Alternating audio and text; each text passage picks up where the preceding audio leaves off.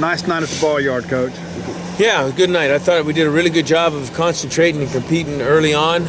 Obviously good to get a crooked number up there in the first inning and relax just a little bit, but I thought they played hard and concentrated well throughout the game. When did you make up your mind that you were going to ask catcher to pitch? I don't remember exactly, but I mean, going into the game, that was certainly an option. We needed to, when we had the 18 innings in 2 days, so I don't remember the exact moment that decided to put him in, but was really glad to get him back out there, and he threw strikes with all 3 pitches and got some punch outs and enabled us to keep one of our guys, available and fresh for tomorrow. Yeah, I mean, how useful is having a guy like that in the dugout to save you in these kinds of situations?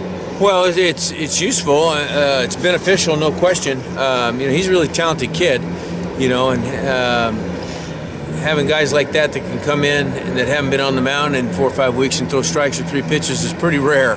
And he obviously had a really good night at the plate. So that was a really positive day for Josh. Your thoughts on Kelbro's performance? Well, I was really happy to see him come back and do well. I think it was 7 balls in a row. At the one, got the leadoff out, and then the HBP and the walk. I think we had a string of 7, and you get concerned there that he comes back and finds the strike zone. He did. We got the 2 punch outs. So really proud of Cale and what he was able to do tonight. Really happy for him.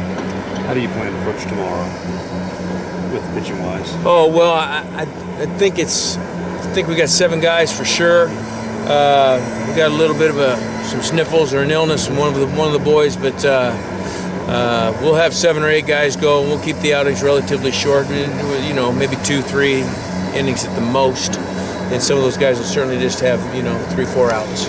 Is that exactly what you want out of Neff, to get you 4 innings, but keep the pitch count relatively low? That's exactly what we wanted. And he'll be available Friday night to come in late, and then that was how why we designed it that way. Yeah. Obviously pretty rewarding to get base hits up and down the lineup tonight rather than just a bunch of 1 or 2 guys. What are your thoughts about the offensive performance?